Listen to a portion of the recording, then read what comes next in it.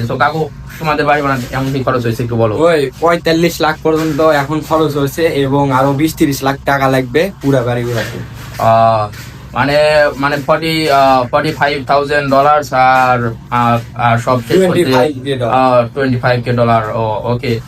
Hello guys, আজকে আমার সব বন্ধুরা মিলে আমরা সবাই মিলে আজকে ছোট একটা ব্লগ তৈরি করার জন্য আমাদের কাকুর বাড়িতে যাইতেছি।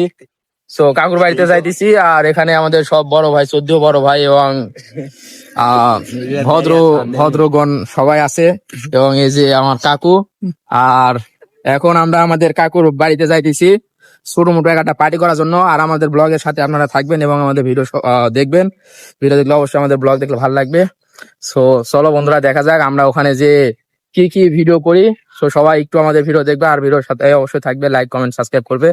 আর এখানে তো আমাদের সবাই আছে। বন্ধুরা, আবার দেখা হবে আমাদের কাকুর বাড়িতে গিয়ে। ভিডিওর সাথে থাকুন।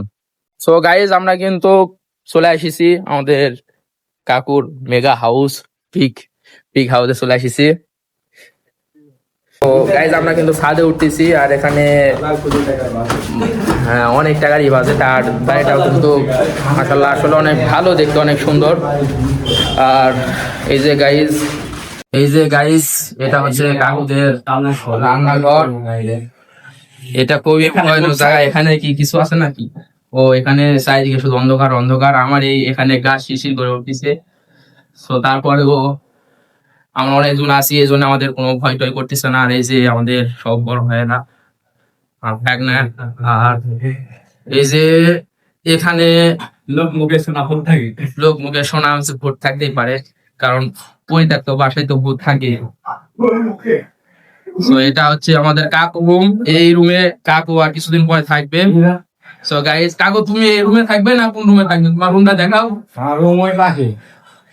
চলো দেখি কাকু। গাইস এটা মনে হয় কাকুর রুম। কাকু, এটা তোমার রুম? গাইস, এটা হচ্ছে আমাদের কাকুর রুম। রুমটা এখনো ভাবে দেখালে বুঝতে পারবেন না, কারণ রুমের তো এখনো কাজ শেষ হয়নি। জানালা লাগাতে হবে, খবর লাগাতে হবে, আরো সাজগুজ করতে হবে, তাহলে আমি তো বুঝতে পারবেন। আর এখন তো জাস্ট কাজ শেষ হয়েছে, কিন্তু কাজ শেষ হলেও অনেক কিছু লাগানোর বাকি আছে। মোটামুটি অনেক ভালোই দেখতে, খারাপ না। এক রুমের খরচ 2 কোটি।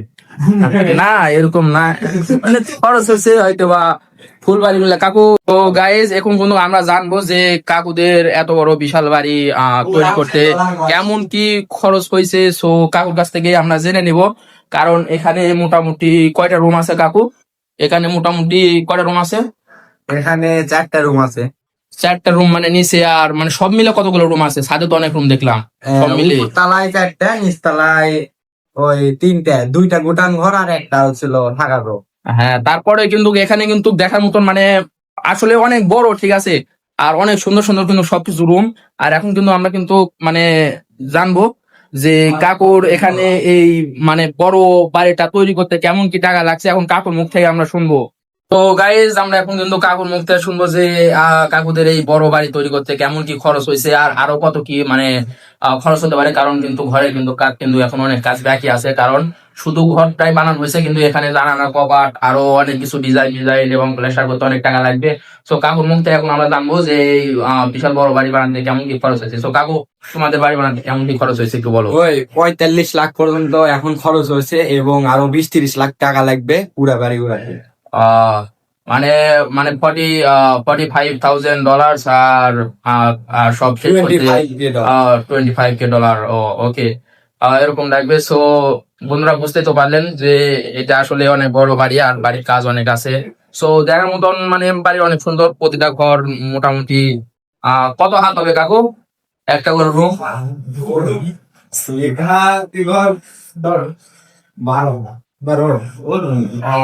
একটা করে রুম 12 ভাগ, 11 থেকে 12 ভাগ হবে। কারণ আমাদের এরকমই রুম হয়ে থাকে। আর এগুলো তার মধ্যে কিন্তু বিশাল বড় বড় রুম। যেহেতু রুম এখন অতটাও ভালো নাও লাগে, তারপরেও কিন্তু ডিজাইন বা কভার টভার জানালা গুলো কিন্তু তখন কিন্তু অনেক সুন্দর লাগবে। আমরা কিন্তু আরো রুম দেখবো। কাকু আসো। আর আমাদের কাকু কিন্তু এই রুমে থাকবে। এই রুম তো দেখালাম। এখানে আর একটা রুম আছে। সো এই রুম কাকু, এই রুম কিসের? এই রুমে কে থাকবে? বন্ধুরা ওখানে আমরা ওই রুমটা দেখাতে পারলাম না, কিন্তু এখন হচ্ছিল আর একটা, এখানে তো রান্নাঘর তো আগে দেখানো হয়েছে। সো এবার কিন্তু আমরা কিন্তু ছাদ দেখাবো। সো আমরা কিন্তু এখন ছাদে উঠবো বন্ধুরা। ছাদে উঠে কিন্তু আমরা কিন্তু কাকুদের কিন্তু ছাদ দেখাবো। সো আমরা কিন্তু ছাদে উঠতেছি। আর কাকুদের কিন্তু সিঁড়ি কিন্তু খুবই কিন্তু ভয়ানক, মানে এখানে যদি পা পিছলে যায় তাহলে কিন্তু পড়ে যাওয়ার সম্ভাবনা আছে, কারণ এখানে পানি হয়েছে, পানি হওয়ার জন্য সবকিছু পিছল হয়ে আছে এবং তার মধ্যে শুকিয়ে গেছে, সমস্যা নাই। সো বন্ধুরা আমরা কিন্তু ছাদে উঠতেছি। আর ছাদ থেকে কিন্তু চারিদিক দিয়ে দেখতে কিন্তু আসলে অসাধারণ। ওইদিকে তো আমার বড় ভাইরা আছে, আর কাকুদের এখানে অনেকগুলো নারকেল গাছ আছে এবং চারিদিকে কিন্তু পরিবেশ কিন্তু মাশাআল্লাহ অনেক সুন্দর। সো দেখা যাইতেছে মানে এখান থেকে যদি ড্রোন উড়ায় যদি ভিডিও করা যেত মোটামুটি কিন্তু অনেক সুন্দর হতো, কারণ ড্রোন উড়ালে কিন্তু মোটামুটি দেখা যেত অনেক সুন্দর লাগতো, কারণ আমাদের কাছে ড্রোন নাই তাই ড্রোন শুট নিতে পারলাম না। সো এখান থেকে দেখা যাইতেছে নিচে কিন্তু দেখতে কিন্তু অনেক সুন্দর লাগতেছে। নিচে গাড়িটায় যাইতেছে, আর এখানে আমাদের কাকুরের গাছ কিন্তু ডাব টাব সবকিছু মোটামুটি ডাব টুব ধরছে, আর আরো ফুল ধরছে। আর গাইস আমরা আরো ওই পারে দেখাই, কাকুদের ওই পারে দেখাই। আর এখান থেকে গাইস মোটামুটি বাজার টাজার দেখা যায়, আশেপাশে ছোট মোটো বাড়ি ঘর আছে ওগুলো দেখা যায়। আর এখানে কিন্তু কামের গাছ টাছ আছে গাইস। আর এই যে আমার ভাগনা, ভাগনা ফোন কি করলে আমার। সো গাইস এখানে কিন্তু মোটামুটি ভালোই লাগতেছে। সো আর এখানে আসলে মানে কাকুদের বাড়ি মোটামুটি কাজ শেষ যদি হয় তাহলে মোটামুটি অনেক সুন্দরই, আরো বেশি সুন্দর লাগবে। আর এখান থেকে কিন্তু অনেক নিচ গাইস, মানে দেখাতেও ভয় লাগতেছে। আমি পিছনে ক্যামেরা ধরি, আমাদের কাকুর আলুর জমি দেখায়, মানে আলু চাষ করছে, মিষ্টি আলু, ওইটা দেখাই। তো গাইজ এখান থেকে কিন্তু দেখা যাচ্ছে আমরা কিন্তু ছাদে আছি, ছাদ থেকে কিন্তু অনেক নিচে কাকুদের মিষ্টি আলুর গাছ কিন্তু দেখা যাইতেছে। আর এদিকে কিন্তু বাড়ি ঘর আছে গাইজ, আর মোটামুটি অনেক সুন্দর। ওইদিকে আমাদের বড় ভাইরা তাদের ইউটিউব চ্যানেলের জন্য ভিডিও বানাই দিয়েছে এবং এবং গাড়িতে নিচ দিয়ে গাড়ি যাইতেছে গাইজ, কারণ নিচে রাস্তা। আর কাকুদের বাসা কিন্তু অনেক সুন্দর জায়গায় হয়েছে, কারণ এখান থেকে চাইলে অনেক কিছু ফিল নিতে পারবে, যেমন নিচে গাড়িটাই যাবে, আশেপাশে মানে বাজার আছে, চাইলে যখন ইচ্ছে তখন বাজার যেতে পারবে, যখন ইচ্ছে যেটা খেতে পারবে। কিন্তু আমাদের বাসা গ্রামের ভিতরে, ওই জন্য আমরা ওইভাবে বাজার টাজারে, মানে আমাদের বাজার অনেক দূরে পড়ে যায়, বাজার যেতে পারি না, কিন্তু তারপরেও আমরা যাই।